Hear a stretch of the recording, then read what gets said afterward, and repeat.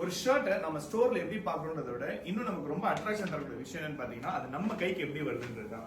இப்படி இருக்கிற shirt design by ஹேண்ட்ஸ்ல எப்படி உங்க கைக்கு வரும்னு பாத்தீங்கன்னா இவ்வளவு ப்ராப்பரான ஒரு பேக்கேஜிங்ல தான் வரும். Yes, reusable paper bags and அது மட்டும் இல்லாம super finished product package. And இவ்வளோ ஸ்ட்ராங்கா ஏன் கொடுக்குறாங்கன்னா அவங்களோட ப்ராடக்ட் அவ்வளோ ப்ரீமியமானது.